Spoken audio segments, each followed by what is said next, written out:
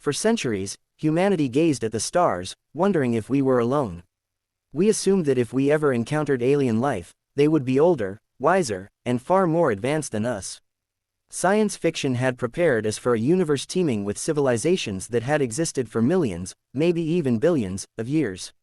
We imagined ourselves as newcomers, a young species taking its first steps into the vast unknown. But when we finally received a message from deep space, everything we believed was turned on its head. The beings who contacted us spoke as if we were the young ones, as if they had been watching us, waiting for the right moment to introduce themselves. They called us a new species and offered their guidance. At first, we accepted this narrative. Of course, they were older. Of course, they had been observing us. But as we began to communicate with them, cracks in their understanding appeared, small inconsistencies, strange gaps in their knowledge about Earth, about us. The signal arrived in 2087, detected by an observatory on the far side of the Moon. It came from the Andromeda Galaxy, nearly 2.5 million light-years away.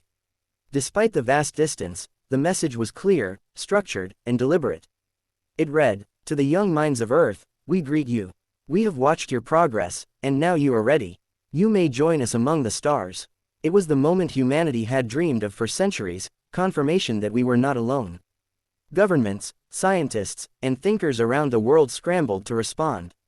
This was first contact, a monumental moment in human history. Everything had changed, but something about the message felt off. The phrase "young minds" carried an air of condescension. It was as if we were children, just now reaching a stage where we could be acknowledged.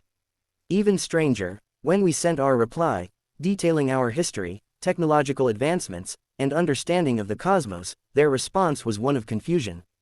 They asked why we claimed our civilization was only a few 100,000 years old. Why we believed Earth had only recently become home to intelligence. In their records, Earth was ancient, not just as a planet, but as a cradle of wisdom and power. According to them, Earth had once been the center of a civilization so old, so advanced, that its knowledge had shaped the very foundation of the galaxy. At first, we dismissed it as a misunderstanding. Our own records told a different story. Earth had spent most of its history as a barren rock, eventually developing simple organisms, then complex life, and finally, humans. There was no evidence of an advanced pre-human civilization. No proof of interstellar empires. No indication that our world had once been anything more than what we knew. But then, things started to surface. It began with strange anomalies, unusual geological formations deep beneath the ocean, ruins buried under layers of ice, and structures hidden beneath miles of rock that defied explanation. At first, they were considered natural formations. Then, technology was found, fragments of machines far beyond anything humanity had ever constructed, preserved in places untouched by human hands. The Moon, long thought to be lifeless, showed traces of artificial structures eroded by time. Mars, once dismissed as a barren wasteland, revealed remnants of technology that should not have existed. What began as isolated discoveries soon formed a pattern too large to ignore. Humanity was not young. We were something else, something old. Archaeologists and scientists worked frantically to piece together the evidence.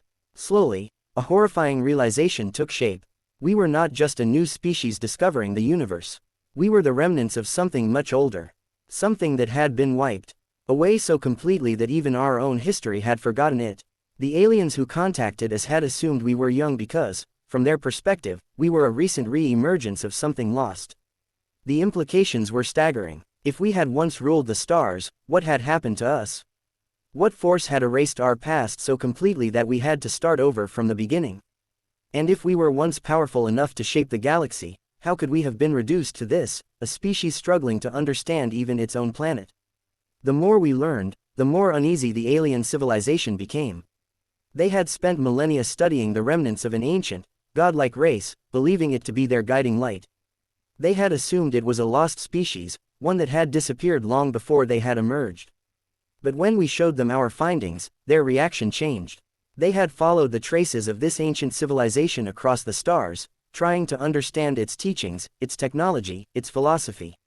And all of those traces led back to one place: Earth. They had assumed they were the children of a forgotten age, inheritors of knowledge from a long-dead race. But we were not dead. We were not extinct. We were that race, and we had no memory of what we once were.